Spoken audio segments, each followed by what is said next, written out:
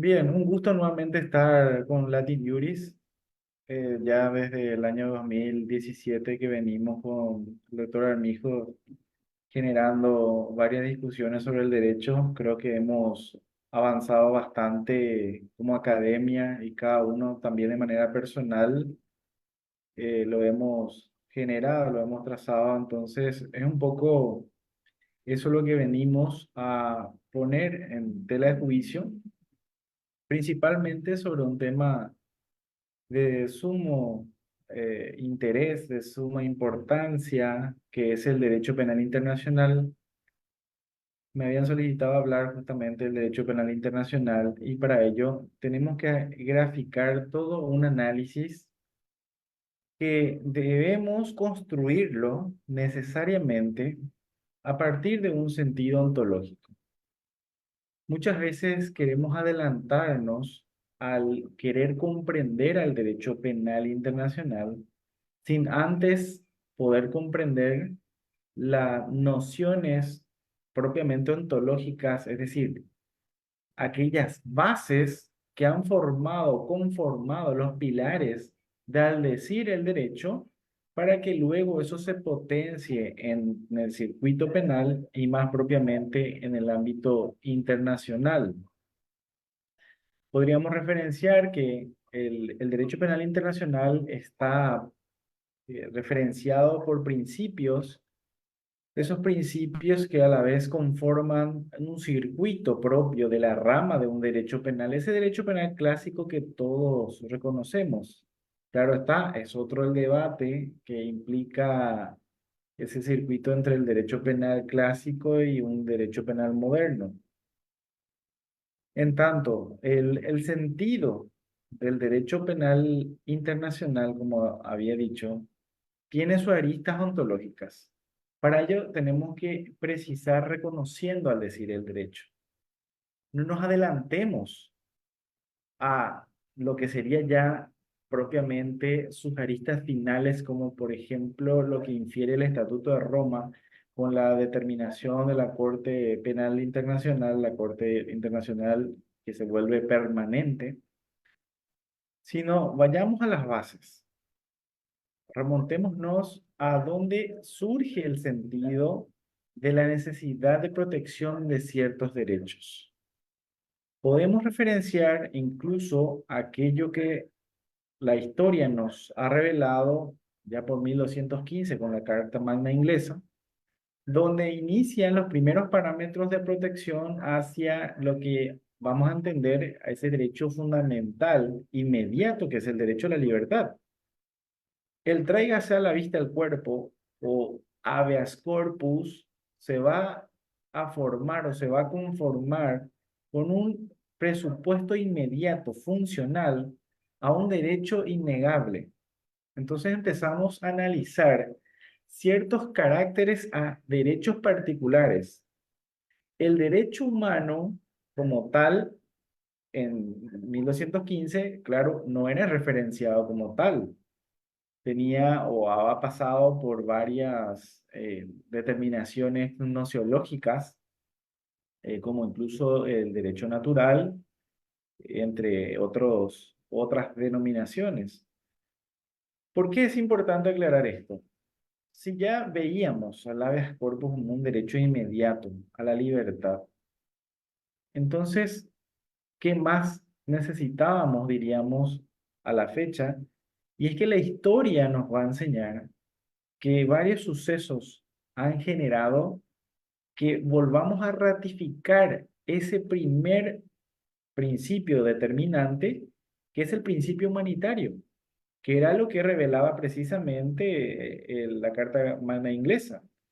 La determinación de esto es importante, puesto que nos remontamos después a aquella evolución ya propiamente normológica o normativa propiamente que se va a dar, se va a inferir en 1789 y todos recuerdan la Revolución Francesa. Claro, los derechos van a variar, porque ahí, ¿qué derechos eran los reclamados, los proclamados? Y más precisamente van a ser derechos enlazados con el ámbito laboral, el de igualdad de las personas, la remuneración efectiva, varias condiciones.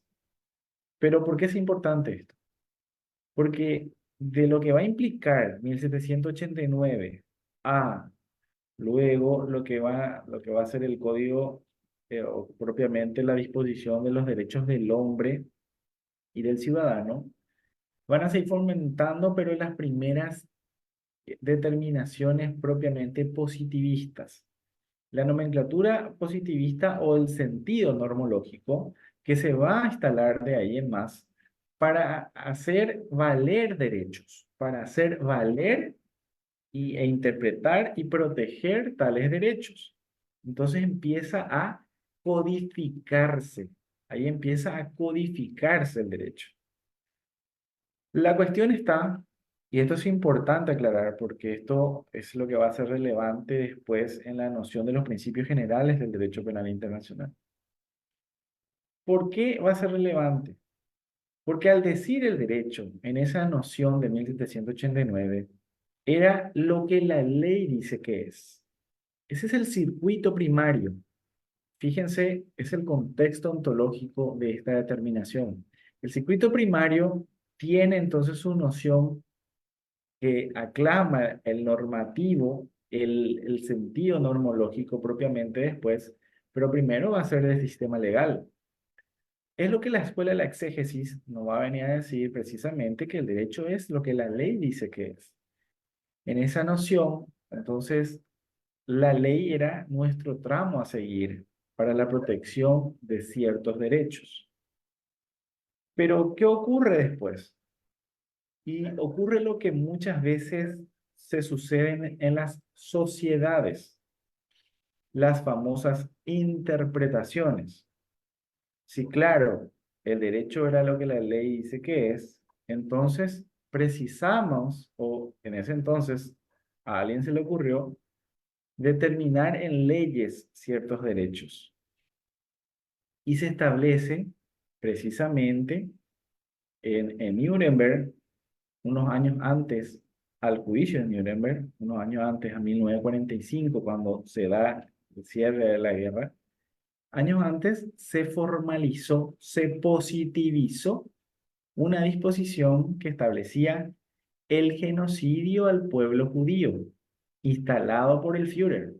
Es decir, si el derecho es lo que la ley dice que es, qué mejor alternativa que adecuarlo normativamente hablando. Entonces se instaló ese parámetro en el mismo Nuremberg años antes de 1945, precisamente adecuando ese lineamiento. Entonces, fíjense lo importante que es esa interpretación, porque si en esa interacción al decir el derecho es lo que la ley dice que interín va a tener su nomenclatura kelseniana, claramente normológica, que es lo que la mayoría de nuestras constituciones contemporáneas establecen, que el derecho es lo que la norma superior establece que es. Nosotros aquí en Paraguay lo denominamos constitución a la ley fundamental, a la ley superior. Entonces, en ese sentido, la construcción se va a dar del sentido legalista a un sentido normativista. 1945. ¿Qué sucede en 1945? Un hecho histórico no menor.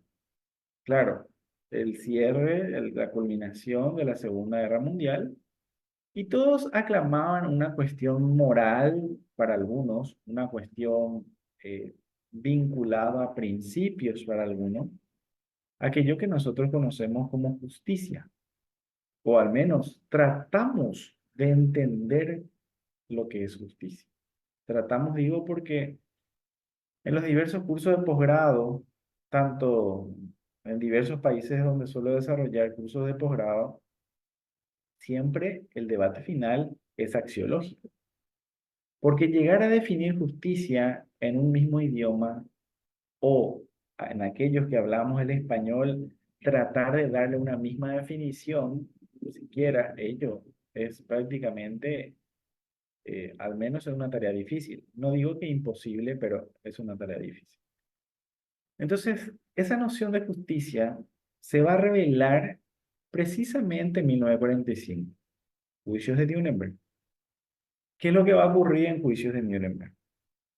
Ustedes saben que al término de la guerra, el sentido de legalidad absorbida por las naciones vencedoras estableció que se cumpla con un juicio previo.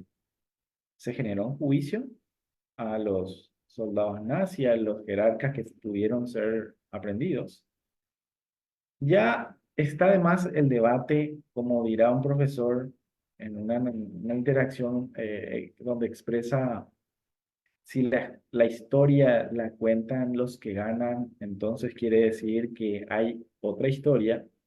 Y esto lo digo porque, claro, existen ciertas críticas al sentido del derecho al juez natural que se va a dar en Nuremberg, porque quienes eran los que juzgaban eran miembros de los países vencedores, en el sentido también de lo que se va a vincular después al cambio copernicano en la construcción ontológica del derecho. ¿Qué es más precisamente esto? ¿Se imaginan ustedes que en pleno juicio las defensas, en esa interacción de al decir el derecho lo que la ley dice que es, van a plantear más precisamente que sus representados, quienes estaban siendo juzgados, se pusieron a disposición de la ley y conforme a ello cumplieron con el derecho? Claro, recuerden la noción, esa noción del Estado legal de derecho.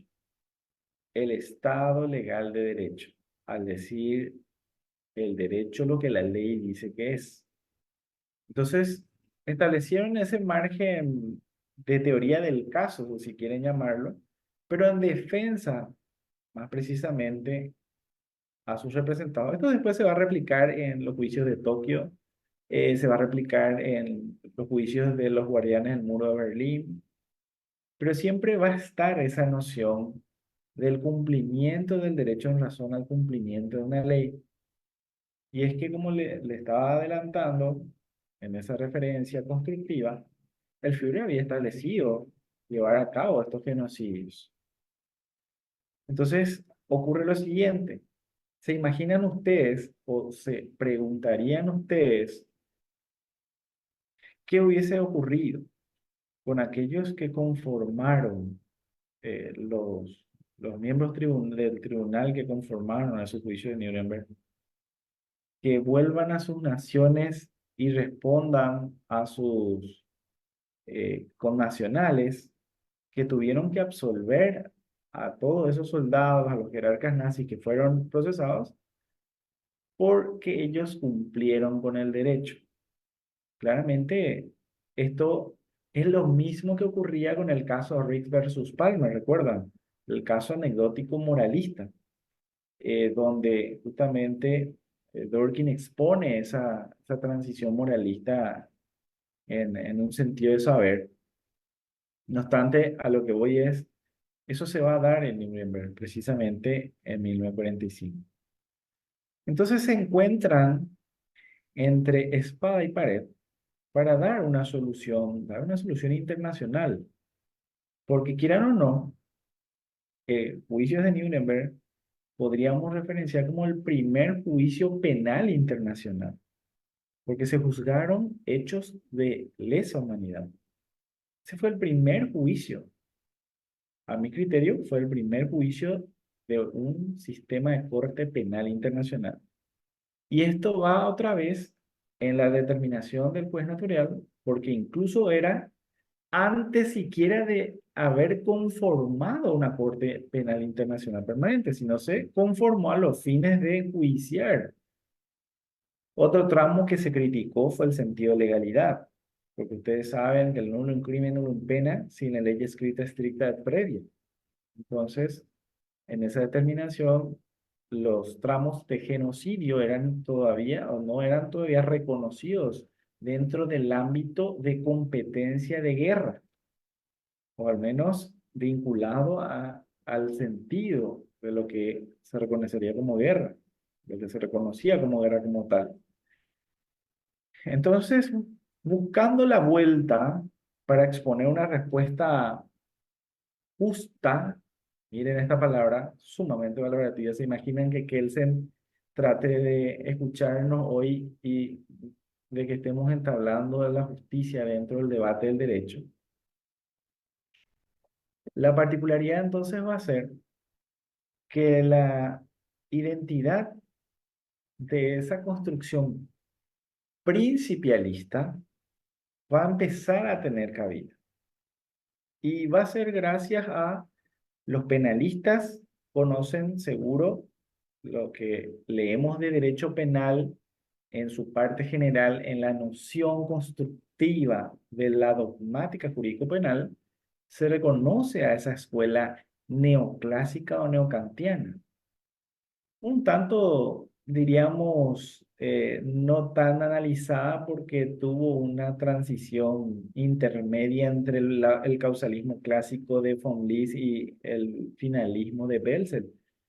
Y capaz recordemos a Frank, capaz recordemos a Mesger, pero también estaba un neocantiano porque era seguidor de Kant, precisamente, Gustav Radbruch.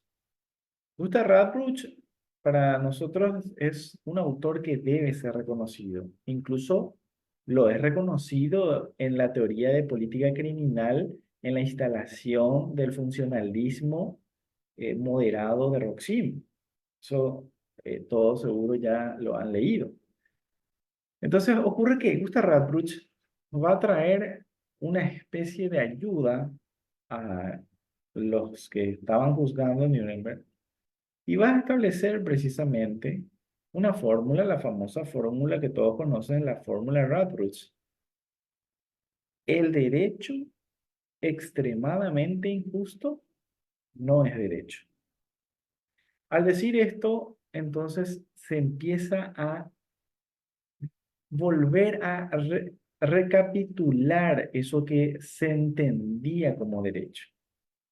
Ah, ok, ok, entonces el derecho es lo que la ley dice que es, puede que no lo sea, y viene Radcliffe y dice, kantianamente, ustedes saben, habrán leído precisamente los análisis de Kant en la medida de lo posible en lo que hace a la teoría filosófica kantiana, y él instala que justamente el debate va a ser si es extremadamente injusto o no es derecho.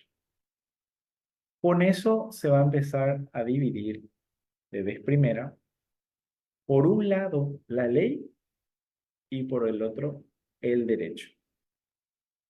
Entonces, en juicios de Nuremberg va a empezar el sentido principialista a primar y va a redefinirse al derecho, instalando así que los jerarcas o soldados nazis que estaban siendo juzgados en Nuremberg en 1945 cumplieron, por un lado, con la ley, claro, el Führer ha puesto en vigencia tal disposición años atrás, ellos cumplieron con esa disposición, pero violentaron el derecho. ¿Y cómo es que Estimado violentaron? doctor, un Sí, segundito, por favor. La pantalla de las diapositivas está congelada, es decir, no ha habido movimiento. Entonces quería ah, preguntarle justamente si podía tal vez darle ESC y de ahí y volver a poner. es, no, sí, pero les aparece, ¿verdad? Les aparece. Aparece Ok, justamente la... sí, sí. Les cuento un secreto que me pasa siempre en todas mis clases de posgrado. Ujú. Mis PowerPoint son prácticamente una lámina. O sea, yo no muevo Ah, mis láminas. Yo solamente hablo, hablo y hablo. Entonces es solamente meramente presentación. No se preocupen que después vamos a ir moviendo, ¿verdad? Sí, no se preocupen. Esto es una disculpe. pequeña introducción. Sí, disculpe, disculpe. No, Me no, no, estaba no se preocupando preocupen. tal vez por esa posibilidad. Pasa, pasas. No es la primera vez. No, para mí las láminas son meramente de apoyo. A mí me gusta hablar, debatir y generar la explicación. Entonces, Eso está nada más ahí para que de repente ustedes tengan lo siguiente, aprovechando también su pedido de aclaratoria. En esta página mía, ustedes van a encontrar un poco y mucho más de los materiales que puede llegar a servirles en el ámbito de posgrado. Pueden encontrar en este blog, está a su entera disposición, es de acceso inmediato. Pueden descargar todo lo que quieran. Es de todas las materias que yo suelo desarrollar en posgrado a nivel internacional en otras universidades, también que suelo desarrollar para otros países. Entonces está a disposición de ustedes. El correo, que es para cualquier cuestión que de repente quieran seguir debatiendo, siempre es importante seguir en contacto luego de los cursos porque el debate prosigue. Y estas dos fanpages, el Twitter y el Facebook, son solamente didácticas.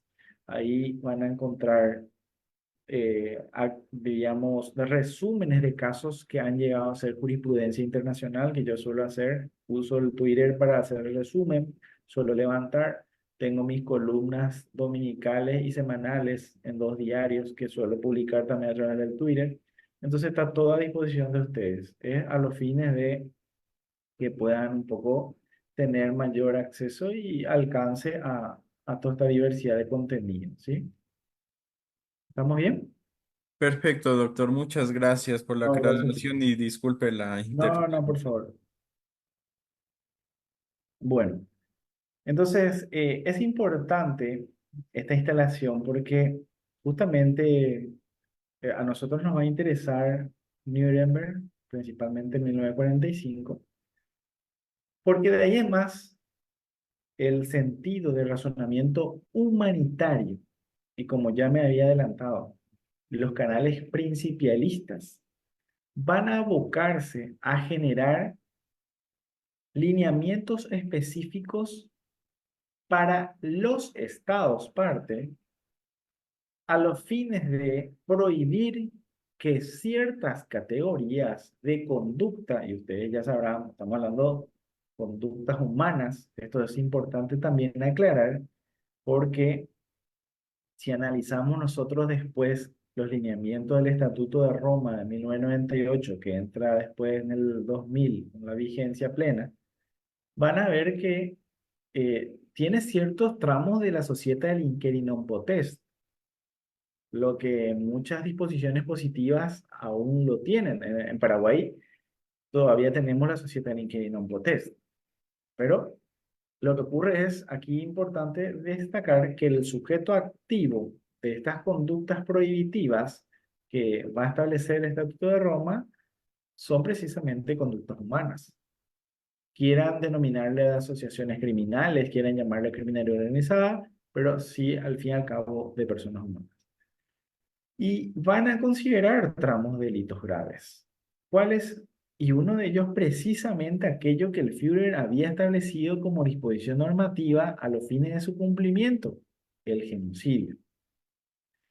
Entonces, para que no vuelvan a ocurrir este tipo de disposiciones, para que no vuelvan a ocurrir este tipo de actos, conductas, se crean categorías de conductas. Y se considera que una persona que llegue a generar, a perpetrar, a ejecutar este tipo, a perpetrar, digo porque en algunas disposiciones pasa en Paraguay, incluso la preparación se sanciona. Esto nos hace recordar aquello que en los años 80 ya infería Gunther Jacobs con su teoría del derecho penal del enemigo, precisamente la extralimitación del iter criminis, no precisamente esperar que suceda la ejecución del tipo legal, sino ya desde los actos preparatorios. Eso sucede en algunas legislaciones, en el Paraguay sucede esto con ciertos tipos penales específicos que tienen que ver justamente contra lo que hace al ámbito de Estado. Bueno, entonces empieza esa noción de responsabilizar las conductas activas que se van a instalar de ahí en más, como ya lo advertía, a partir de un catálogo de conductas prohibitivas. Pero para no adelantarnos tanto a eso, porque vamos a ingresar después claramente al Estatuto de Roma para entender esto, porque al fin y al cabo ese entendimiento deduce ciertos elementos de interacción entre los estados. Es importante que nosotros como abogados, como estudiosos del derecho, eternos estudiosos del derecho, porque siendo abogados, magísteres, doctores, yo les digo, eh, por más que tenga el doctorado, sigo por el postdoctorado porque nunca terminamos de analizar todo el derecho. Es tan amplio, entonces debemos siempre generar esa perfección. Y así es que esto da pauta a que analicemos un poco las bases de la jurisdicción en el sentido del parámetro humanitario, como ya les dije, el principio básico del sentido de un derecho penal internacional es la base humanitaria, porque nos hace recordar al contexto de aquello referenciado posteriormente en 1946 precisamente a declarar derechos, establecer parámetros de protección para que los derechos no vuelvan a ser conculcados de la forma en la que fueron en las guerras mundiales, principalmente en la Segunda Guerra, como todos saben, los hechos nefastos ocasionaron a que los estudiosos del derecho, los líderes, se pongan la casaca, como decimos, y empiecen a entablar ciertos parámetros. Entonces,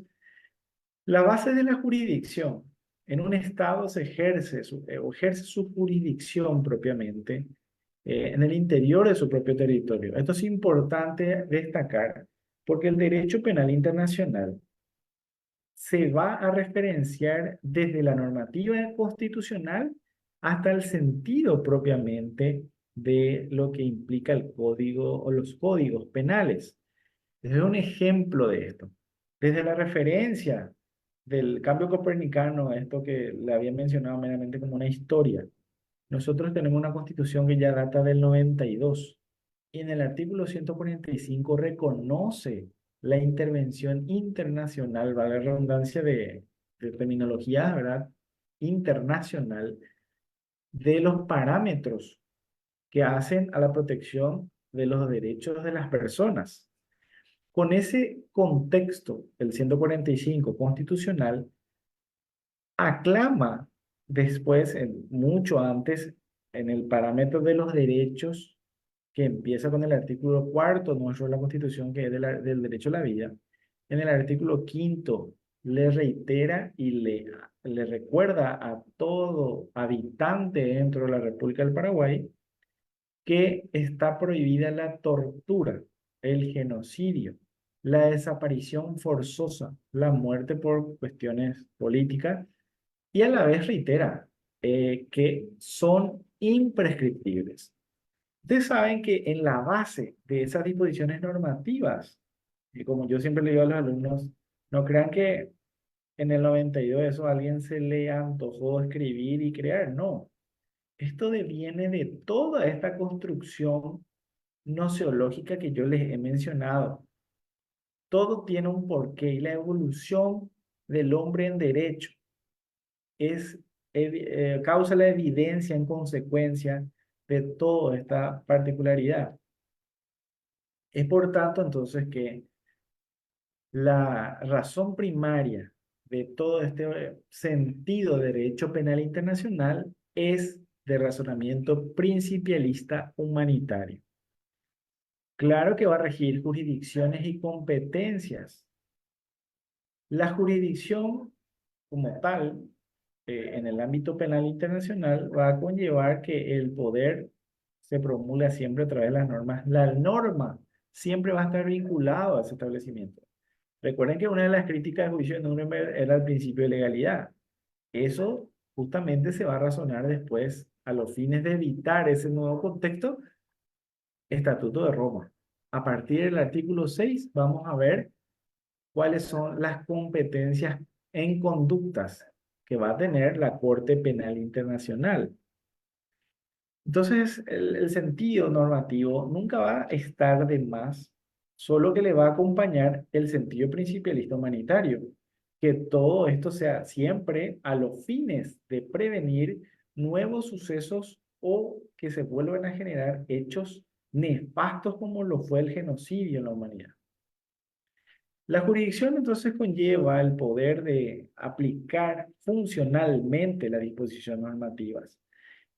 Esto después se va a entender más a través de la Corte porque va a tener una competencia material en cuanto a la aplicación de las conductas, territorial que se extiende a los estados parte y aquellos estados que acepten la competencia de la Corte Penal Internacional, a los fines precisamente de que se construya esa jurisdicción que algunos determinan coercitiva. ¿Por qué? Porque se limita generalmente al territorio que le invoca.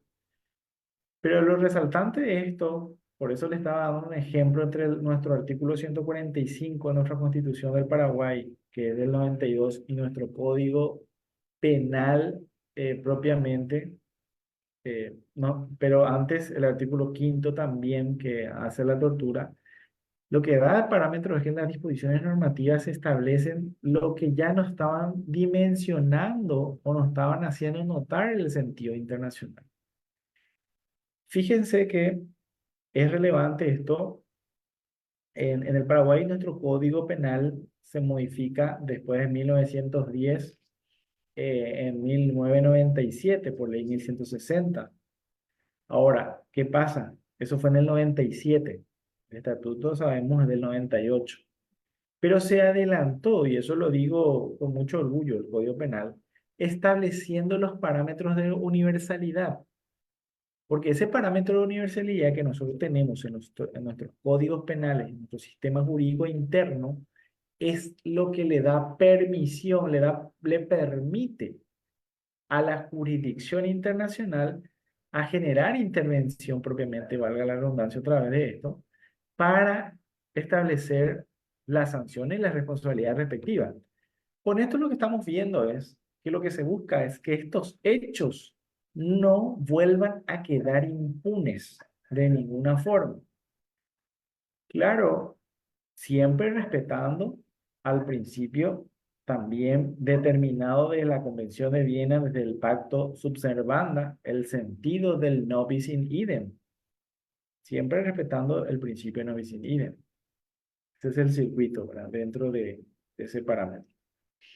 La determinación de esto entonces nos da la pauta de que tenemos una jurisdicción interna, que es la representación de los estados.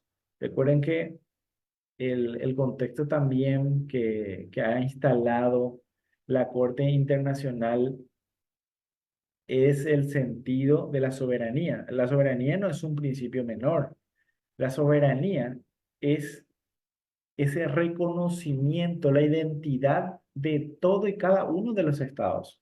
Pero reconocimiento no solamente territorial, no solamente en tierra, sino reconocimiento también, esto abarca todo, hasta el reconocimiento normativo. Entonces, de ahí en más, como se va a reconocer el parámetro jurisdicción nacional, van a empezar parámetros principialistas. ¿Cuáles son algunos parámetros principialistas que se van a empezar a reconocer dentro de ese circuito? Principio de nacionalidad. El principio de nacionalidad que reconoce el derecho penal internacional, o también el de personalidad activa, para identificarla de personalidad pasiva, porque en el sentido de principio de personalidad podemos distinguir entre la activa y el pasivo. El circuito principio de personalidad, de nacionalidad, digo bien, activa, lo que establece es que aquellos hechos sean juzgados, o sea, se puedan ser juzgados hechos cometidos por personas de los estados que conforman en cuestión el Estatuto de Roma, ¿verdad? Que han propiamente acompañado. Y en cuanto al ámbito pasivo, es que vaya contra esos nacionales de estos estados partes. El activo es que entonces pueda proclamar acción y el pasivo es que pueda adecuarse contra el mismo tal acción. Luego está el principio de protección.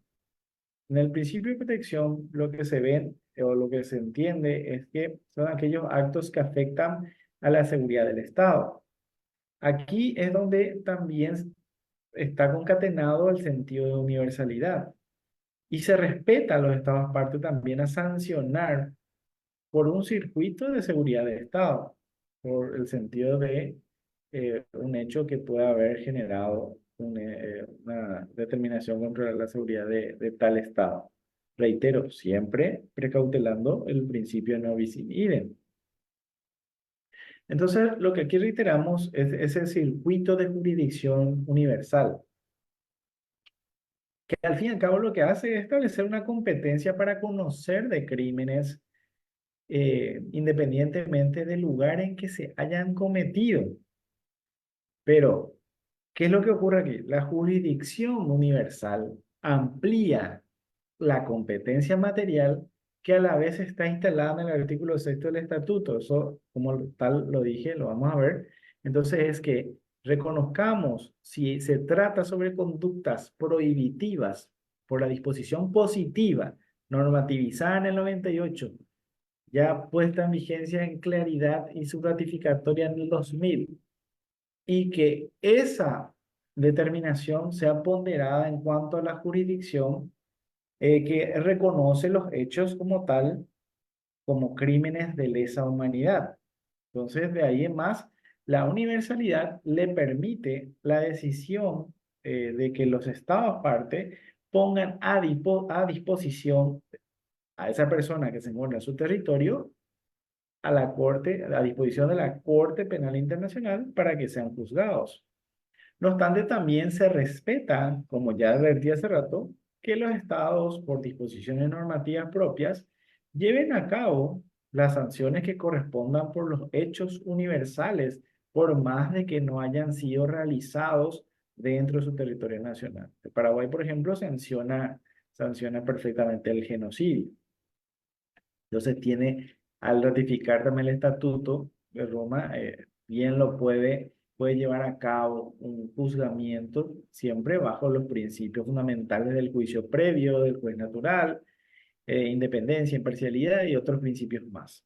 La presunción de inocencia, claramente. No obstante, la trayectoria de, como tal, lo había advertido en el circuito del artículo quinto nuestro de la Constitución, es un parámetro convencional que es el de la imprescriptibilidad.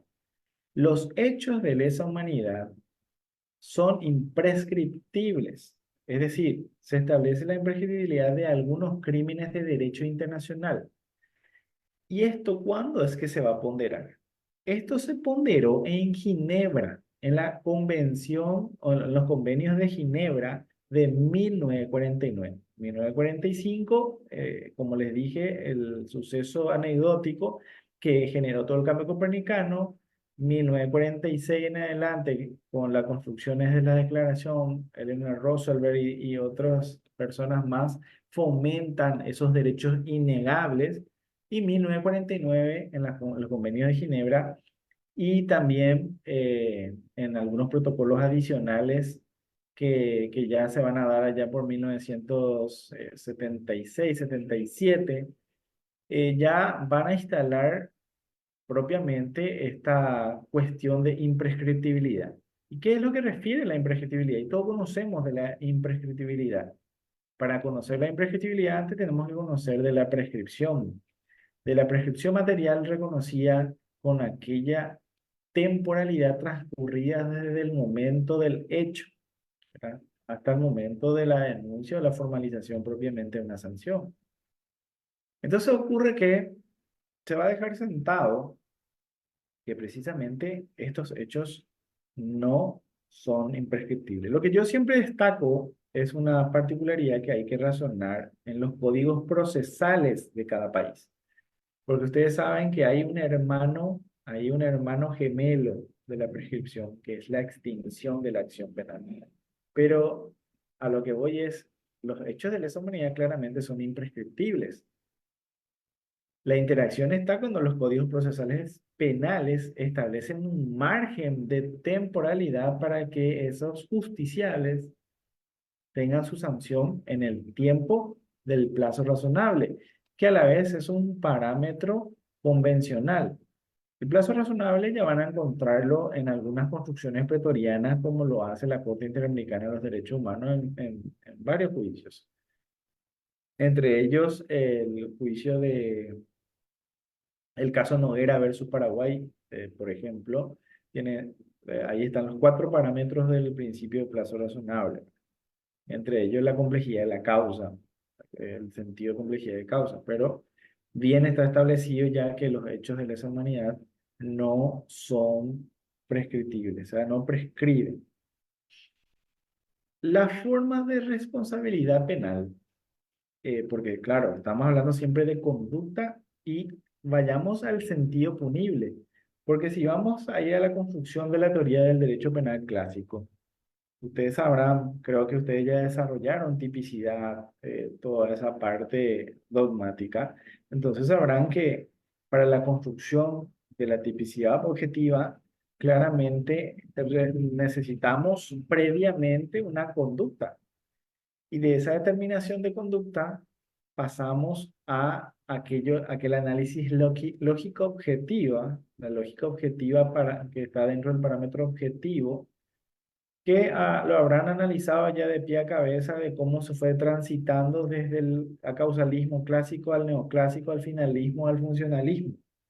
Lo cierto y concreto es que si no tenemos conducta, la tipicidad no puede absorber o subsumir, como dicen en los materiales dogmáticos, a alguna conducta tipo. Entonces lo mismo ocurre con el sentido del Estatuto de Roma.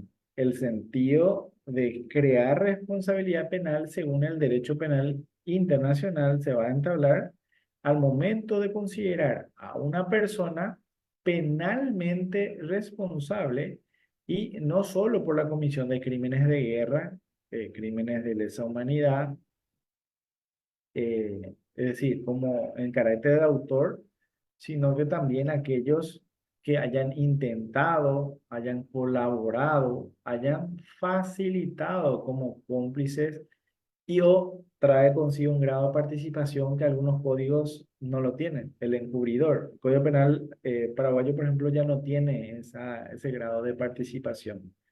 Pero se fijan que el grado de responsabilidad internacional va hasta el encubridor. Entonces, vemos que este circuito eh, tiene, diríamos, cada vez más un desarrollo, y no es menor el desarrollo, porque el desarrollo termina siendo principialista. Ustedes saben que a más de la ley, por principio de legalidad, el derecho penal internacional también reconoce el derecho internacional consuetudinario. Es que existen varios factores que fueron contribuyendo a destacar, de cierta forma, al sentido consuetudinario y estableciendo así también el parámetro regulatorio humanitario, la imprescriptibilidad de los mismos. Entonces se da que existen algunos casos en el que el derecho consuetudinario pasa a ser también un sentido principialista en su grado de construcción. Ya decía el sentido de legalidad, del non crimen non pena, y el no bis in idem como tal. No sé si vamos bien de esta primera hora. Sí, efectivamente, ya mismo es, en un minuto ya se cumple justamente las Sí, 19 horas aquí en el Ecuador. En Paraguay deben ser tal vez 3 horas más, ¿no? aquí van a ser en segundos, las 8, 20 horas. Ah, ya Eh, aquí, yo no sé si 19. vamos bien hasta aquí. ¿Hay alguna duda o seguimos? ¿Cómo quieren hacer la Eh, temática? Justamente permítame leer los comentarios aquí en el Facebook. Por mi parte, me parece una explicación muy interesante, muy clara desde la base, las génesis justamente del derecho penal internacional, de ese punto tan importante que fue los juicios de Nuremberg, ¿no? Y cómo cambió ahí la perspectiva justamente del derecho y la fórmula de Ravrush me parece también un tema súper interesante, estimado doctor. Y es que no hay preguntas, entonces Eh, prosigo y vamos a ver si se van dando más adelante. de acuerdo, estimado doctor. Bien. Entonces quería nomás en esta primera hora saber si hay alguna duda para proseguir. Entonces, miren, ahora la lámina les va a graficar un poco dónde estamos en ese contexto. Lo que ocurre aquí es que empezamos a interpretar el derecho penal internacional de la siguiente forma. Ven, como cualquier jurista, todos buscamos a ese derecho judicial. Fíjense que para los profesionales, al decir el derecho, la jurisdictio, el que tiene la última palabra, siempre y cuando, como dice el profesor, hay que entender siempre y cuando el derecho lo dices cuando seas coherente. Esto lo dice también Manuel Atienza. Para él, el sentido de su teoría de la argumentación razona en la base de la coherencia y de la verdad. Cuando uno miente, entonces dice automáticamente decae todo, toda coherencia en la construcción argumentativa. Esto no es menor porque en el sentido del derecho penal internacional, la secuencia también se da, se grafica en ese ámbito constructivo. Así como lo había explicado meramente como una anécdota lo que pasaba en Nuremberg y demás, hoy día se ve el contexto legalista de fondo, pero claro, está sumado el sentido principialista humanitario. Se respeta ciertamente todo el vínculo de la presunción de inocencia, los presupuestos de la sanción, pero vamos a ver que el contexto se da por una necesidad, la voz de las personas, miembros de estados, que levantaban su interés porque se juzguen hechos nefastos, crueles. Entonces empieza la interacción de las jurisdicciones para quienes iban a poder juzgar propiamente eso. Es importante entonces destacar que nosotros hemos transcurrido de un estado legal de derecho a un estado constitucional de derecho o un estado de derecho constitucional. ¿Por qué lo hemos hecho? No solamente a modo de anécdota lo que había generado el Estado de Derecho Constitucional propiamente con Nuremberg y el Estado de Derecho Legal con lo que ocurría en la Revolución Francesa, sino esto de Nuremberg va a ser la apertura a todo el contexto de debate internacional. Imagínense que estamos analizando en un sentido amplio lo que claramente lo que no cierra solamente en el contexto interno. Estamos abriendo un parámetro normativo de reconocimiento normativo y a la vez de análisis, de determinación a la búsqueda de la verdad y justicia. Ese es el sentido concreto. ¿Por qué verdad y justicia? Verdad, porque sabrán ustedes que uno de los objetivos del derecho penal es la búsqueda de la verdad real. El sentido, entonces, de la justicia, que como les dije, el sentido axiológico siempre es lo más difícil de constituir o de construir, pero es lo que busca o trata de inferir el sentido internacional hoy día con estos tramos. Es decirle o enviarle un mensaje a los estados partes, no están solos, tenemos una orden con jurisdictio a los fines de establecer sanciones para quienes sean responsables por hechos que lo tipificamos como tal. Y a eso voy un poco, aquí les voy a proyectar para que vean. Están viendo ahí, ¿verdad? Sí, doctor, veo el PowerPoint justamente. Eh, Se lee, si lo que estoy marcando se lee, así confirmo. Lo que está marcando. No, doctor, no, No, no, no, no, no espere. veo. Justamente, a ver, vamos a solucionar eso. Ahora sí van a ver. Esto que estoy marcando. Ya, ya, ahí dice parte 2 de la competencia, la admisibilidad y el derecho aplicable. Así mismo. Miren, lo importante, aparte de todo ese primer parámetro ontológico, y ahora entramos al sentido noseológico, que ahí le vamos a dar esa determinación. Por eso decía casi al final, el contexto normativo no es menor para el circuito internacional. Se respeta la norma. Pero recuerden que uno de los reclamos en juicio de Nuremberg fue precisamente el principio de legalidad. Porque ¿qué era crimen de genocidio para 1945? Entonces ocurre lo siguiente. Es importante dar pauta de esta disposición tan importante que es el fortalecimiento internacional a partir del Estatuto de Roma de la Corte Penal Internacional. Estamos hablando de julio de 1998. Todos estos factores son principialistas, constructivo, normativo, y a mí me importa parte 2, ¿sí? Para que vayamos reconociendo un poco el grado de importancia.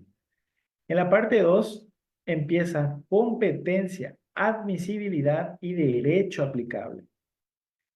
Y aquí viene el artículo 5, empieza diciendo, los crímenes de competencia en la Corte. Eso es importante porque, claro, muchos me preguntaron, como también suelo desarrollar hoy día lo que es teoría del expansionismo penal, sociedad de riesgo en otros países, cuando hablamos un poco de las nuevas teorías que ya invertían Tierman, hoy vienen a hacerlo Silva Sánchez y otros más.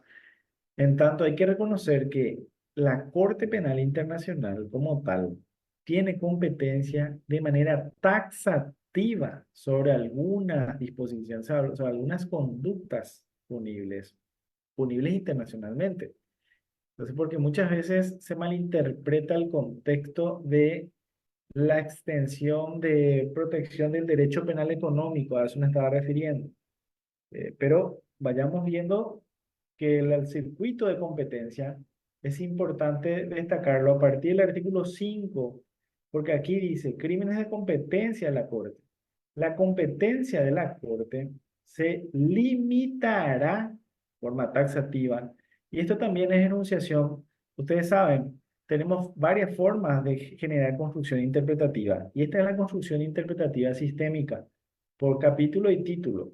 Entonces estamos en la parte de competencia, por tanto entendemos que su competencia material se limita a crímenes más graves de trascendencia para la comunidad internacional y hace o genera al menos esa distinción. Entonces es taxativo esto.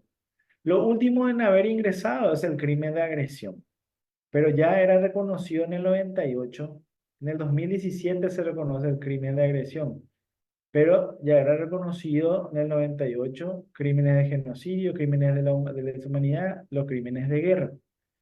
Esos son los, llamémosle, tipos legales enunciados normativamente de forma internacional, que reconoce, o se reconoce, digamos, por su materia normativista. Entonces la Corte, a través de esas disposiciones, dice, ejerce competencia respecto al crimen de agresión una vez que se apruebe una disposición conforme al artículo 121-23 que define el crimen y enuncien las condiciones que así lo hará. Como les dije, 2017. Artículo sexto. Fíjense lo que enuncia como genocidio. Y esto es importante para aquellos que tengan alguna tesis al respecto, porque la enunciación de genocidio, el contexto ontológico ideal de genocidio está en el Estatuto de Roma. Ahí es donde todo aquel que va a analizar, va a investigar, va a buscar referenciar un poco el parámetro, por llamarlo así, de motivo, la exposición de motivo del genocidio, lo va a encontrar en este artículo sexto. A los efectos, entonces el estatuto se entenderá por genocidio cualquiera de los actos mencionados a continuación perpetrados con la intención de destruir total o parcialmente un grupo nacional, étnico, racial o religioso como tal. ¿Se acuerdan ustedes que en algún momento en la construcción principalista les dije que hoy día el derecho penal internacional también le interesa el derecho consuetudinario? Tiene que ver precisamente por este ampliaje del ámbito de protección a los grupos étnicos o raciales, a los grupos que también son reconocidos hoy día ya por las nuevas disposiciones como la 100 regla de Brasilia, como los vulnerables, los indígenas. Entonces, sabemos que si se extermina al pueblo indígena tal, eso es un genocidio. Entonces, ocurre que para ello se reconoce el derecho, antes se tiene que reconocer el derecho consuetudinario. Si no conociésemos o no reconocemos a prima facie el derecho consuetudinario, ¿cómo podríamos instalar que el exterminio de ese pueblo sea considerado como tal genocidio? Entonces se habla de las nomenclaturas de matanzas del grupo, lesión grave, integridad física o mental, miembros del grupo, sometimiento intencional del grupo, condiciones de existencia que hayan de acarrear su destrucción física total o parcial, modalidades destinadas a impedir los nacimientos en el seno del grupo, trasladado por la fuerza de niños grupo a otro grupo. Entonces, el genocidio lo que lo que va a invertir es una protección ideal de forma genérica y general como tal a aquella pequeña nación reconocida por su raza, etnia, nacionalidad propiamente, religión, como ya hemos mencionado. Entonces, tiene todo ese circuito ponderativo, y hablo así del contexto ponderativo porque recordemos que la Corte Penal Internacional no tiene intervención con las personas jurídicas, tiene intervención contra las personas jurídicas, personas morales también son denominadas. Esto es importante aclarar porque ya lo hemos mencionado hace rato con la Sociedad del Inquilino Potest. La particularidad de ello es que muchas veces los que generan las acciones que llegan a generar o a establecer algún tipo de exterminio de los pueblos, porque ustedes saben que algunos han determinado que los exterminios no solo se dan con la muerte, sino con incluso diríamos, la sustracción de tierras ancestrales por parte de, ah, de algunas empresas y demás. Ese es el debate que sigue dando, que sigue generando. Pero ahí ya va a entablar lo que haga el Estado como tal. Y para eso va a estar ya la Corte Interamericana. Esa va a ser su competencia. Para graficar nada más, entonces, hasta dónde va la competencia individual en responsabilidad individual bajo ese eh, principio, ¿verdad? De responsabilidad. Porque también se va a dar, bueno, en ese caso, supongamos de las empresas, también se van a poder dar la responsabilidad de los superiores. Violaciones del derecho penal internacional que pueden darse por resultado de la omisión de actuar. Esto también se puede extender a lo que implican las fuerzas o grupos armados que están generalmente bajo un mando para generar una conducta respecto a un caso concreto, están subordinados. Y ahí recordamos el caso de los tiradores del muro de Berlín. Bien, en el artículo 7 van a encontrar los crímenes de lesa humanidad. A los efectos del presente estatuto, entonces se entenderá los crímenes de lesa humanidad cualquiera de los actos siguientes cuando se cometan como parte de un ataque generalizado o sistemático contra una población civil o con conocimiento de dicho ataque. Y esto se puede dar en diversos tipos de eventos a través de hechos verbos rectores. Pero en circuito normativo, esto es lo que revela el artículo 7. Y dentro de los crímenes de lesa humanidad se encuentra precisamente la tortura. Tenemos la violación, la esclavitud sexual, la prostitución forzada, el embarazo forzado y otras cuestiones más que los reconoce en su artículo 7 como de lesa humanidad. La, y- entonces, la instancia siguiente, nada más, esto ustedes lo pueden leer, está a disposición de ustedes también e incluso en la página de la Corte Penal Internacional van a poder descargarlo, o a través de mi blog, donde van a encontrar en una pestaña que dice materiales de derecho internacional o derecho penal internacional, creo que menciona. El artículo 8 que nos habla de los crímenes de guerra, donde infieren que precisamente la Corte tendrá la competencia respecto de los crímenes de guerra, y en particular cuando se cometan como parte de un plan o política, como parte de la comisión en gran escala de tales crímenes. Y a ese efecto el estatuto entiende como crímenes de guerra aquellas infracciones graves reconocidas de los convenios de Ginebra de 1949. Recuerden que en el 47 ya se establecía la imprescriptibilidad, nada más para volver a recordar, y algunas disposiciones que entabla esta Convención de Ginebra, como el homicidio intencional, la tortura, trato inhumano, incluidos aquellos experimentos biológicos, porque recordemos lo que sucedía en la Segunda Guerra Mundial, con varios casos que se generaban en los lugares de reclusión, por llamarlo así, ¿verdad? Pero eran lugares salvajes, terribles. Por eso son extensas un poco las disposiciones que enuncian estos bagajes. Nada más para destacar entonces los elementos de los crímenes que ayudan a la Corte a interpretar y aplicar los artículos anteriores. Recuerden que estamos hablando de los tipos legales del artículo 6, 7 y 8. Dice que serán aprobados por una mayoría de 2/3 de los miembros de la Asamblea de los Estados Partes. Recuerden que los miembros de la Asamblea de Estados Partes son los que también conforman los 18 miembros de Corte Penal Internacional. Podrán proponer enmienda de elementos de crímenes cualquier Estado parte, los magistrados por mayoría absoluta y el fiscal, que es independiente de la Corte Penal Internacional. Bien. ¿Hasta aquí todo bien?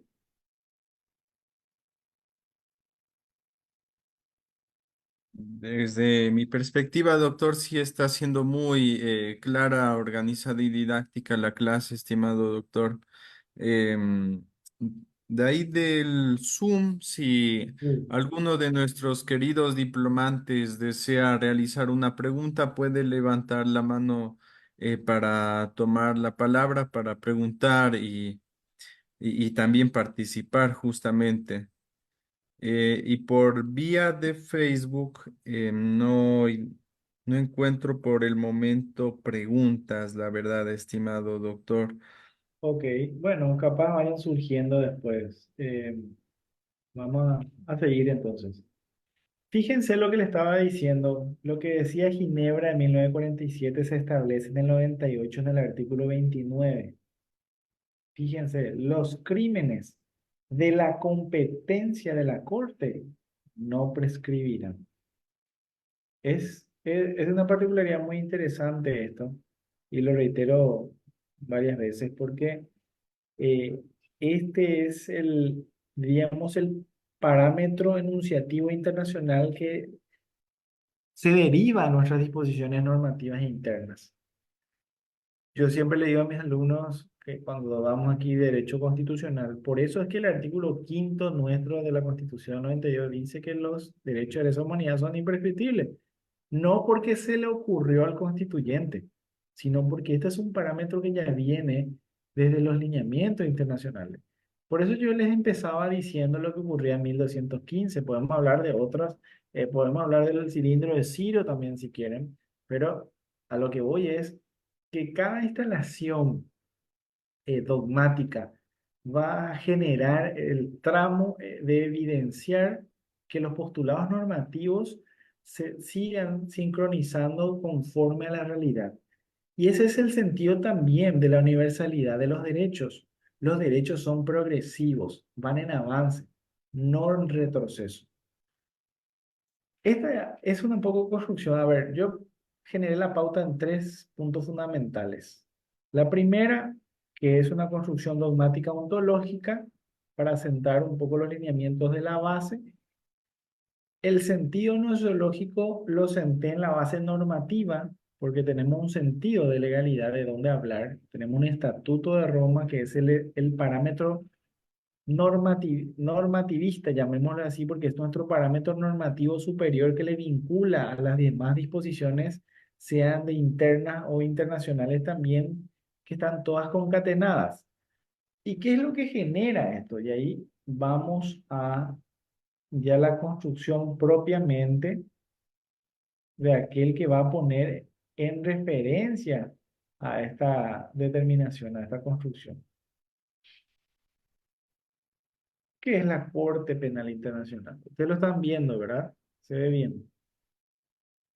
Bueno, Sí, ¿se dan doctor. cuenta? Entonces lo que yo hice es crear primero todo lo que ocurrió muy, muy, muy resumido para poder llegar a la disposición normativa que da la apertura a hablar ahora de un organismo específico, que es el que va a aplicar toda esta inferencia normativa, explicativa y analítica que hemos dicho. Corte Penal Internacional. Claramente tiene sus inicios, esto ya los dije, en julio, más precisamente el 17 de julio de 1998, mediante el Estatuto de Roma, pues ya se percatarán dónde se firmó su establecimiento, por eso el Estatuto de Roma. Sin embargo, entra en vigor en el año 2002, el 1 de julio, porque ahí le dan una jurisdicción de independencia. Desde ahí empieza a transitar su paso histórico por la universalización de los derechos humanos. El sentido de esto tiene que ver, como ya lo reiteraba en varias ocasiones, el sentido es el principio humanitario detrás o interconectado, para no decir que está detrás ni debajo ni encima, interconectado con el ámbito penal. Entonces, sumado el ámbito penal, el ámbito humanitario, conjuntamente se causa la universalidad y le da internalización. Y ahí tenemos el derecho penal internacional en su base. El organismo que va a aclamar por el cumplimiento efectivo a aquellas disposiciones del Estatuto de Roma es precisamente la Corte Penal Internacional. Entonces ahí se va a transformar. Fíjense que en la lámina les puse como el primer tribunal internacional de carácter permanente. Recuerden lo que yo les dije. A mi parecer, es una crítica nada más. Ustedes podrán ver, pueden ver en la historia alguna otra cuestión, pero para mí, Juicio de Nuremberg es una historia fascinante. Fascinante porque se constituye en una corte penal internacional sin que existiese siquiera un pronunciamiento para ello.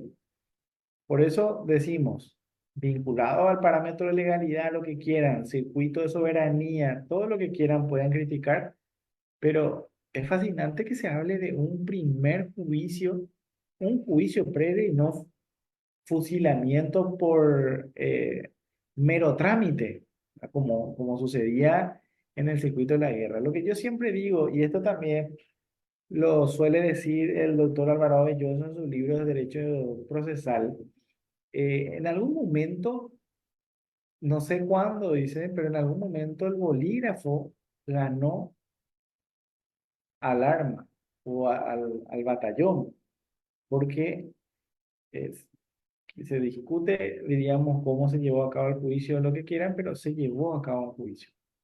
Entonces, para mí es Nuremberg uno de los primeros tribunales propiamente, pero llamémoslo normativamente el primer tribunal, porque previo a la constitución de la Corte Penal Internacional, por eso le hablé antes del estatuto, Sin estatuto no hay corte. Entonces, de ahí en más tenemos el parámetro. Esta instalación se da entonces un hecho histórico donde 120 estados parte, o sea, adoptaron en el 98 el Estatuto de Roma, un instrumento constitutivo que después va a entrar en vigor como tal el 1 de julio del 2002 tras su ratificación por 60 países. Ahora, es importante destacar, esto lo digo también, uno de los países que ratifica el Estatuto de Roma fue también Paraguay, y por eso yo siempre reitero que la visión del constituyente en el 92, porque nuestra constitución ya era del 92, y que establecía que los crímenes de lesa humanidad son imprescriptibles, y a la vez nuestro 145 da una apertura a la universalidad, a la instalación de reconocimiento a los organismos internacionales, como lo es la Corte Penal Internacional. Hoy día, eh, realmente nuestras disposiciones positivas dan la pauta de esa apertura a reconocimiento instalado en este margen dispositivo. ¿Qué es la Corte Penal Internacional? Algunos lo tratan como un organismo internacional claramente independiente, eh, que no forma parte, esto es, de la estructura de las Naciones Unidas, con la que firmó un acuerdo en el 2004 que regula la cooperación entre ambas instituciones. Sí hay una cooperación, claramente, y la cooperación más bien siempre se va a dar para el circuito del mantenimiento de la corte, ¿verdad? Porque de alguna forma se tienen que mantener y se mantiene a través de los estados partes. Ahí mismo dice, se financia principalmente por los estados miembros, como también a través de sociedades de beneficencia y demás que buscan eh, que que se tenga en consideración la importancia de que los hechos de lesa humanidad pueden ser juzgados a nivel internacional, suceda donde suceda. Si se les pone a disposición de la Corte, ellos los pueden juzgar. La Corte Penal Internacional es un tribunal, entonces, estable, permanente. Eh, Ciertamente, pues vamos a ver más adelante, ¿verdad? Dura 9 años en sus cargos, 18. Zona estable y permanente constituye la primera jurisdicción internacional con vocación, una aspiración de universalidad, competencia para enjuiciar a personas físicas, en su caso depurar responsabilidad penal internacional del individuo por los crímenes más graves de trascendencia de la comunidad internacional. Reitero esto, es importante, estamos hablando de las personas físicas siempre, no de los estados, no de las empresas, no de las personas jurídicas o morales. Ya lo vimos en el artículo quinto de su estatuto, que es competente para conocer en crímenes de genocidio, crímenes de humanidad, los crímenes de agresión, o sea, su competencia. El funcionamiento, eh, cómo interactúa su funcionamiento. La Corte puede ser solicitada por los estados firmantes del estatuto. Esto es importante mencionarlo. Hay dos formas, en principio, de generar parámetros de apertura a la jurisdicción por parte de la Corte Penal Internacional. Una, propiamente por la solicitud de los estados firmantes o por aquellos estados que solicitan de igual forma el compromiso de juzgamiento de hechos que asumen deben ser juzgados y responsabilizados. Su fiscal también puede tomar iniciativa de investigar un asunto. En ambos casos, la jurisdicción de la Corte solo puede ejercerse en el territorio del Estado firmante en el Estatuto de Roma. Su jurisdicción se ejerce sea cual sea la nacionalidad del presunto autor de los crímenes. A eso me refería en esa expresión anterior. Entonces, no necesariamente tiene que ser el, el autor del hecho un connacional de algún firmante del Estatuto de Roma. El Consejo de Seguridad es importante diríamos, en estos lineamientos funcionales que conforma, claro, la Organización de las Naciones Unidas, porque puede recurrir a la Corte Penal Internacional y en su caso la jurisdicción de la Corte puede extenderse a un Estado no firmante, como ya lo dije, para las investigaciones respectivas. Ahí nada más eh, puse un ejemplo. Un Estado que no haya ratificado el estatuto puede aceptar la jurisdicción de la Corte Penal Internacional en un caso particular en virtud del principio de complementariedad.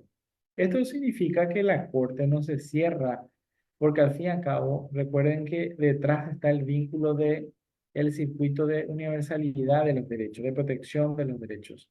Entonces no puede tampoco un organismo cerrarse solamente a aquellos que se han comprometido con el estatuto, porque ello sería limitar también el circuito de protección de la universalidad. Y ellos mismos estarían generando un cierto grado de limitación. En una graficación rápida tenemos a esta Corte Penal Internacional distinguida por una presidencia. En esta presidencia a la vez hay una vicepresidencia, ¿no? Un presidente o un vicepresidente que son elegidos por mayoría absoluta de los magistrados. Es importante aclarar que existen cámaras o también se reconocen salas. Las salas se dividen en apelaciones. Por ejemplo, hay cinco conforman apelaciones. División en juicio y división en prejuicio. Y luego está la fiscalía, si bien está ahí enlazado dentro de una Corte Penal Internacional, es independiente. Y luego está la Secretaría, como en cualquier otro juzgado que necesita de la Secretaría a los fines de instalar todo lo que va a ser el circuito, la buena realización del caso concreto que se lleva a juzgar.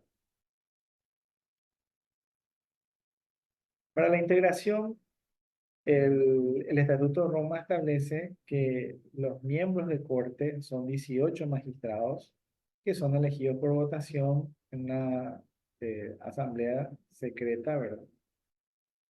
Eh, y se tienen en cuenta algunos aspectos, diríamos, en puridad serían como constructos de idoneidad. El aspecto personal y profesional de cada magistrado, la adecuada representación en género, especialidades, áreas geográficas, y de ahí se parte también en la especialización, ¿verdad? Candidatos con gran conocimiento en la materia del derecho penal, procesal penal, con experiencia necesaria como magistrado, fiscal, abogado u otra labor similar en un proceso de ese tipo de hechos. En una lista B, digo bien, los complementados con aquellos de conocimiento afines al derecho internacional como los derechos humanitarios o el derecho humano. Entonces, por eso, si alguna vez buscan conformar, ser miembros, ya saben, especialistas en derecho penal, procesal penal y a la vez tienen que ser especialistas en derecho internacional y derecho humanitario. Traer la identificación para reconocer así también la codificación de los derechos humanos, porque esto es es como en cualquier otro juzgado. Yo le digo como juez, yo no me limito a las disposiciones normativas, también reconozco la convencionalidad. En mis fallos, por ejemplo, instalo el debate ponderativo de los principios pro persona y otros derechos en más, ¿verdad? Entonces, eso es importante también graficar, o que grafiquemos todos, con incluso aquellos que son abogados litigantes como tal, también es importante que absorban este sentido de el derecho internacional, el derecho propiamente interno, ¿verdad? Y el derecho convencional, sin olvidar el sentido constitucional, que es nuestra clave normológica, ¿verdad? No estamos omitiendo para nada ese tramo, pero siempre es importante también que grafiquen esos lineamientos en sus escritos que mucho genera, digamos, o genera una apertura mucho más amplia al debate de al decir el derecho. Su existencia en puridad ya nos revelan los artículos primero, segundo y tercero del estatuto, pero esto es un resumen nada más.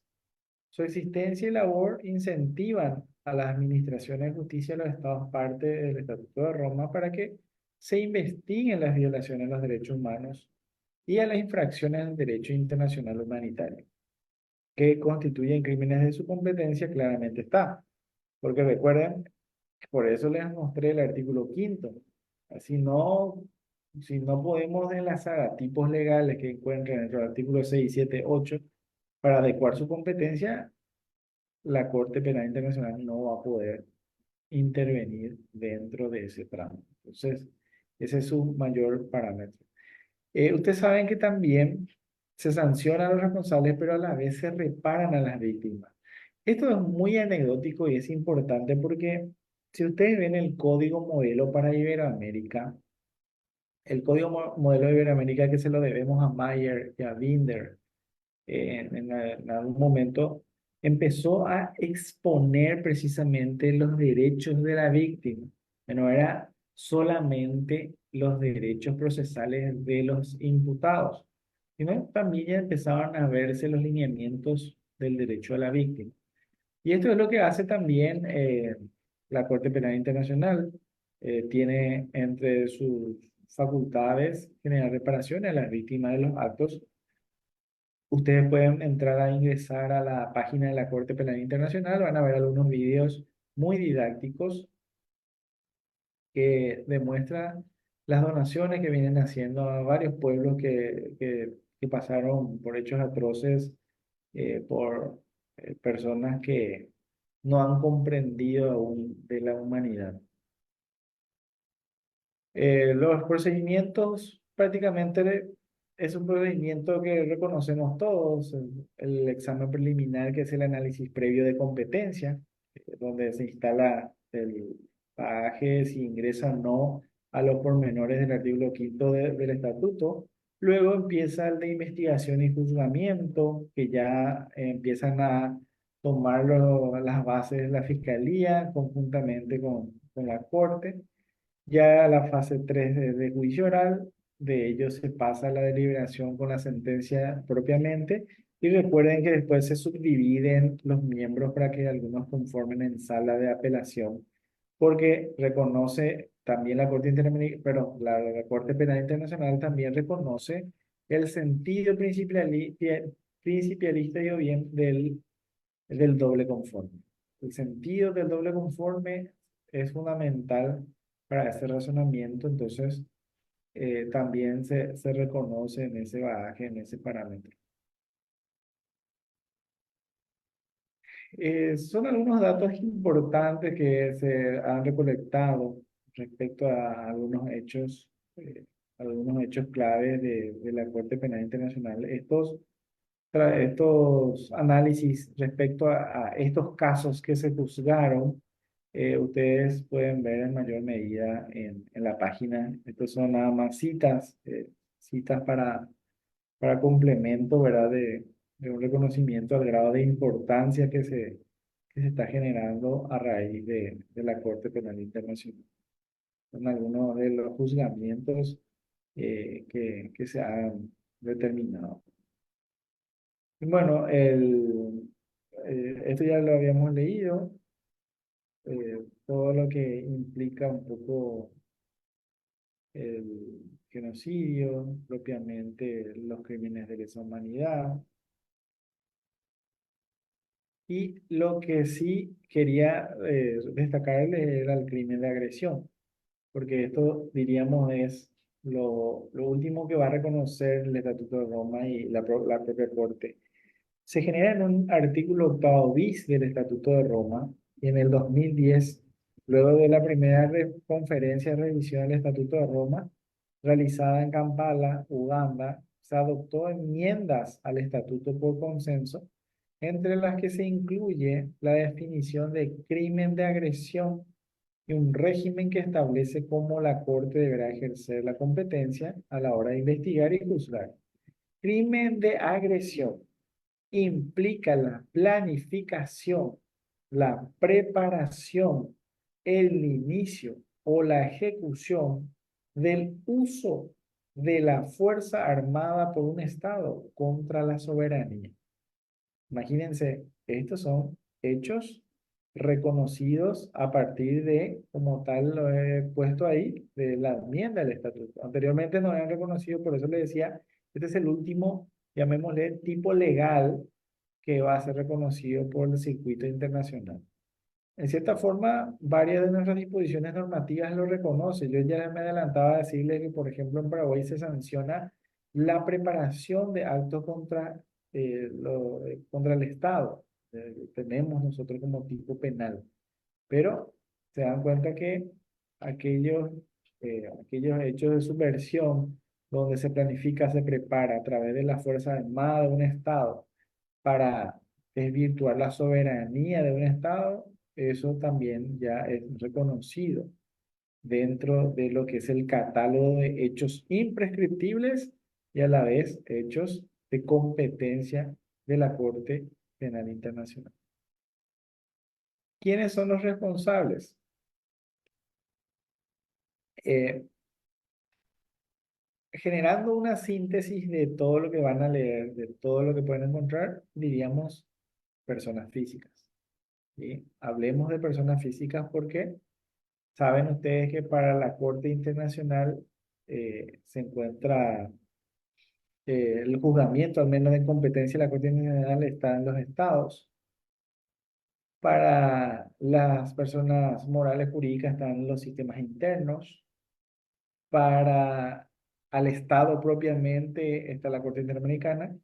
Y para la persona física que realice alguno de estos hechos nefastos constituidos como de lesa humanidad, de crimen de lesa humanidad, está la Corte Penal Internacional. Bien. No sé si hay alguna pregunta. Sí, efectivamente, estimado doctor, hay una pregunta que nos hacen llegar desde vía Facebook. Doctor Pérez nos comenta lo siguiente. Estimado doctor, justo estábamos hablando del crimen de genocidio. En el Ecuador hay un delito tipificado como etnocidio que se refiere al exterminio de una eh, cultura o sociedad que ha decidido mantenerse independiente de forma voluntaria.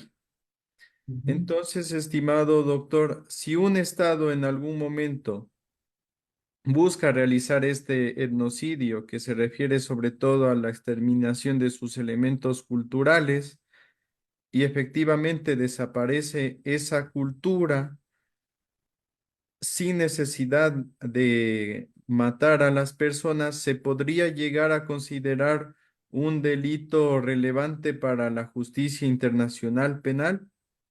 Esa es Bueno, la pregunta. gracias, sí. Pregunta interesante, pero hay que distinguir ahí los parámetros de lo que implica el sentido del resultante, ¿verdad? El compañero habla de una cuestión, entiendo, exterminio cultural. Es como cuando uno va generando, limitando el transitar cultural de ciertas personas en su hábitat y eso ocasiona que el día de mañana eso se pierda. Entendí así la pregunta. Bueno, vayamos otra vez, fíjese al quien preguntó, ¿verdad? El estatuto de Roma es claro al enunciar qué es lo que va a reconocer como genocidio, porque eso es lo que reconoce, ¿verdad? Como tal. La matanza de miembros del grupo, lesión grave de integridad física o mental de los miembros del grupo, sometimiento intencional del grupo en condiciones de existencia eh, que hayan... ¿Ustedes están viendo esto o no? Está justamente la lámina de sanción para las graves violaciones de derechos humanos. Ah, esperen, yo pensé que le estaba transmitiendo. Un ratito. Esto es lo que le estoy compartiendo y que no estaban pudiendo ver. Eh, Miren, esto es lo que le decía el compañero. Estos son los Ya. presupuestos normativos, porque nosotros no podemos, fíjense lo que es la interpretación gramatical y lo que es también el contexto graficado que no se pierde en el derecho internacional la forma de interpretar, ¿verdad? Donde la norma no lo dice, el intérprete no lo puede construir, ¿verdad? Entonces, la norma es taxativa cuando da parámetros de enunciación. Lo que va a formalizar un genocidio en el caso concreto más o menos que se acerca a su ejemplo es el traslado por la fuerza de niño de grupo a otro grupo. Ahí se va perdiendo, por ejemplo, ¿por qué hago este ejemplo? ¿Qué pasaría si a los niños que son los que van a quienes podrían ser transmitidos esa esencia cultural, se les traslada y se le quita del grupo? Y bueno, ellos se diríamos, se vuelven más ciudadanos, ya no tanto de la etnia, y bueno, ahí se va perdiendo, ¿verdad? Sería una casuística probable. No, no está taxativamente enunciado como el compañero así lo plantea, pero sí se podría dar alguno de estos parámetros si se dan ciertos verbos rectores en la casuística en ese haber, ¿verdad? Lo que hay que ver es cómo es que se llegó a que el Estado, a que una persona llegue a cabo, digo una persona, porque recuerden que si el Estado es el que fomenta esto, entonces estaremos hablando de la Corte Interamericana de los Derechos Humanos. No vamos a estar hablando de la Corte Penal Internacional, ¿verdad? Para hablar de genocidio, porque acá tenemos que hablar de persona física que realice cada modelo de conducta que está graficado en este artículo 6. No sé si me entienden. ¿Sí? Porque yo entendí en su pregunta también que iba más hacia el Estado, o no era así. Sí, también lo entendí de esa manera, que justamente se refería a que tal vez el Estado intervenga en una población, en los temas Claro, que culturales. eso pasa mucho, pasa mucho, hay muchos fallos, van a ver, les invito a que entren en la página de la Comisión Interamericana de los Derechos Humanos o de la Corte Interamericana, van a ver casos muy anecdóticos donde los estados partes fueron sancionados por justamente casos similares. Lo tradicional que llega a la Corte Interamericana es porque los estados no protegen las tierras ancestrales, más que lo que sería la identidad propiamente, más llega en el contexto de que los pueblos originarios, los indígenas, reclaman sus tierras ancestrales. Más por esos motivos es que va a encontrar varios fallos al respecto. Mm, Ya, perfecto, doctor. Muchas gracias. Aquí tengo otra pregunta del doctor Gustavo Morocho, que nos Sí. comenta una inquietud, estimado doctor, respecto al crimen de agresión. El crimen de agresión se puede configurar tal vez en aquellas golpes militares que se han dado en contra del Estado para tomar el poder y debido a su naturaleza imprescriptible, y esto ha sucedido a lo largo de la historia de nuestro continente. Como tal, ustedes están viendo ahí la proyección, ¿verdad? ¿O no?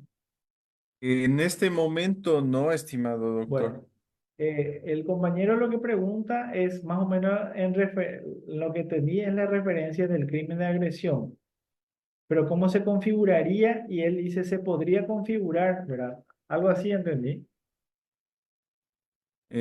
Sí, justamente relacionado también a la historia de las dictaduras militares también, Claro, supongo. claro, sí. Y es muy interesante su pregunta porque fíjese, ah, yo no sé si a usted le aparece mi lámina. A ver. Lo que habíamos visto, para que me sigan nada más, justamente que uno de los parámetros últimos en el crimen de agresión es aquello que tradicionalmente ha reconocido como los golpes de Estado, ¿verdad? A través de la utilización eh, de las fuerzas militares, ¿verdad? Tiene su similitud en razón a ciertas personas que por su jerarquía han utilizado ese mecanismo para diríamos, ir contra la soberanía propiamente del Estado. Fíjese que a lo que el compañero pregunta, ese es el parámetro que justamente estimuló que no solamente a los crímenes de agresión se establezca como sanción desde el momento de su ejecución, sino la mera planificación. Ustedes saben que en el circuito, esto lo habrán dado en teoría del delito, creo que ya dieron, ¿verdad? Sí, efectivamente, doctor. Bueno, recuerdan que habrán analizado que tienen dos fases. La interna, que es con la ideación, donde la cognitive nos pone Nemor Patitur, establece que no podemos juzgar lo que está ideado. Y luego tenemos la fase externa, donde empezamos con la planificación, luego la preparación, y luego tenemos un vínculo de ejecución que está delimitante entre la tentativa inacabada y acabada. Pero el sentido de los crímenes de agresión, que es lo último que se fue reconociendo el Estatuto de Roma con esta enmienda, es principalmente a evitar que las Fuerzas Armadas de las naciones que están para proteger la soberanía se utilicen al caso contrario, sino para atacar la soberanía, ¿sí? En ese sentido, sí es un poco el control de ello para que no, lo que se busca es precisamente que no se caiga nuevamente en el tipo de hechos que generen un desmal humanitario otra vez a los propios estados parte, a cada uno, digo, de forma general. Interesante. Este elemento de la planificación, de hecho, me llama mucho la atención porque también se podría interpretar que es una manera de adoptar un poco las teorías funcionalistas de la anticipación. Claro, no, por eso le decía, fíjese que acá está todo conectado. Ustedes saben, ustedes ya hablaron del funcionalismo, ¿verdad? Ujú. Saben que tenemos dos funcionalismos, el radical y el moderado. El radical de Gunther Jacobs es el que entabla el juicio justamente del derecho penal del enemigo, que tiene mucho de reconocimiento con este tipo de hechos de crimen de agresión. Porque, ¿qué te dice Gunther Jacobs en su construcción de... Hay varios Jacobs en su análisis, porque Jacobs se fue, ustedes saben que fue discípulo de Belzel, y él se fue construyendo ese canal de construcción dogmática al su funcionalismo radical y en uno de ellos entabla el circuito de roles, que todos somos en un ordenamiento, somos un complemento que debemos llevar a cabo nuestro rol en puridad. El que se desvía del rol es no persona, dice él. Entonces, directamente ya hace una discriminación de no persona. Por lo tanto, si las Fuerzas Armadas están vinculadas al cumplimiento soberano constitucionalmente establecido como fuerza pública para la protección de la sociedad, de la soberanía del Estado, entonces todo aquel que diga que está cumpliendo una misión por un superior está desconociendo propiamente la identidad axiológica del derecho, porque eso sería ir propiamente en contra del establecimiento de derecho para lo que instaló la fuerza pública. Entonces, por eso es que es también un análisis de fuerza de debate. Y reitero, el análisis de la planificación muy semejante al derecho penal del enemigo de Gunther Jacobs, que es el de la anticipación de ley del criminis, que se sanciona desde el momento de la planificación. Esto tomó mayor cabida ya por el 2000 y alguito cuando sucedió en las Torres Gemelas. Ahí empezó a aplicarse en varios estados esa ponderación, ¿verdad? De esa circunstancia. Pero también el derecho penal enemigo tiene otras dos fuentes, que es garantías mínimas para el enemigo y o adversario y como tercera pauta, sanciones desmedidas, es decir, aumento de penas para los que llevan a cabo este tipo de hechos. Sí, es así que nuestro sistema jurídico penal, al menos, que sanciona el genocidio, va hasta la máxima que es 30 años. Gracias por su respuesta, estimado doctor, y su explicación muy interesante, justamente y acertada. También por vía Zoom, el doctor Jaime Pacheco Solano nos comenta, Mil disculpas por esta pregunta, pero quisiera saber si conoce los requisitos para ser fiscal penal internacional. Los requisitos para ser fiscal penal internacional, bueno, existen varios, ¿verdad?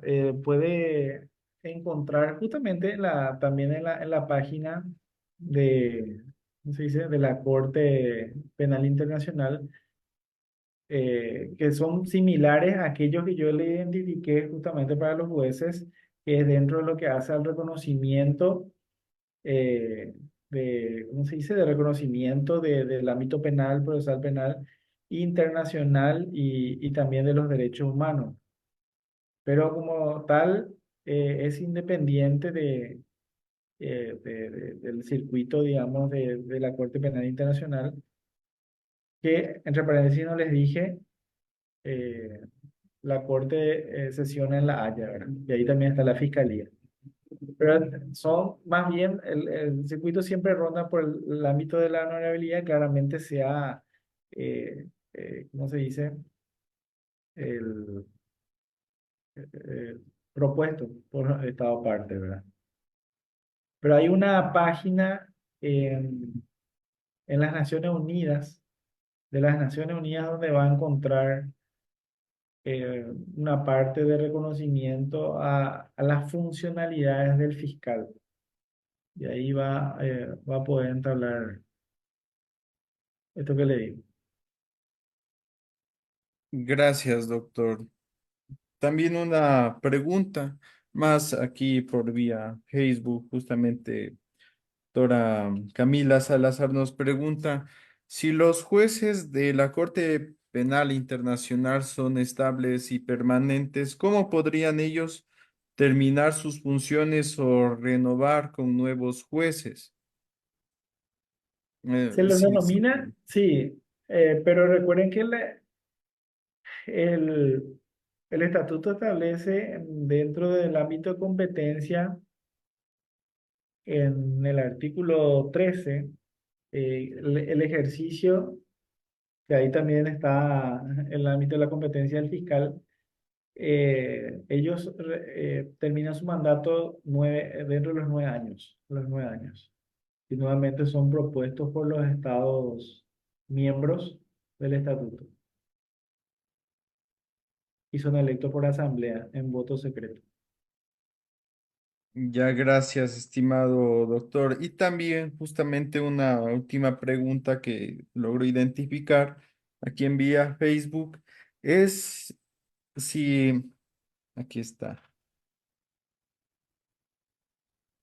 Ya, es si efectivamente los estados pueden proponer acciones ante la Corte Penal Internacional contra actos de competencia, delitos de competencia de la Corte Penal Internacional, existe la posibilidad de que hayan denuncias maliciosas y temerarias como pueden haber aquí entre los particulares por temas de rivalidades o intereses políticos.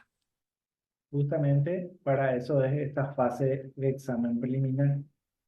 En esta fase de examen preliminar es donde se tiene que depurar si realmente está concatenada con la fase 2 de investigación. Es como un medio filtro de control. Si el hecho en sí no es meramente, entiendo lo que va la pregunta, porque puede ocurrir que sea de rigor, por decirle, una cuestión política, que haga una denuncia contra una persona que está que de repente no es eh, con quien está disputando un cargo, ¿verdad? Y le hace una denuncia por hechos de lesa humanidad o cosas así para ver si no se lo investiga, ¿verdad? Para eso está la fase preliminar, donde supone que los organismos tienen que recabar, recolectar todas las informaciones necesarias y precisas para que no se dé justamente un juzgamiento ilícito, ilegítimo e ilegal. Muchas gracias, estimado doctor. Con esto, con esta pregunta, terminamos la ronda. Sin antes agradecer a todos los diplomantes, asistentes y todas las personas que están pendientes y conectadas por vía Zoom y Facebook a la presente clase. Les agradezco mucho por su participación, por su atención ante esta ponencia magistral de su parte, estimado doctor Matías Garcete. Le agradezco mucho por su tiempo y también justamente por compartir sus conocimientos hacia nosotros. Muchas gracias por esta amplia y extensa, ¿no? Y también detallada explicación que ha ido en un orden muy interesante en el que hemos partido desde lo ontológico hacia lo nociológico de forma organizada. Le agradezco mucho, estimado doctor, y le felicito por su gran ponencia. Muchas gracias, muy amable a todos, gracias por el acompañamiento y como ya les he destacado el correo y las demás redes sociales están a disposición de ustedes, así que estamos interconectados para cuando necesiten y para lo que hubiera lugar. Muchas gracias a todos y a todas, que tengan buen descanso. Muchas gracias, estimado doctor, que tenga también una buena noche y asimismo le deseo una muy buena noche a todos nuestros participantes y oyentes. Que tengan una feliz noche y un buen inicio de semana.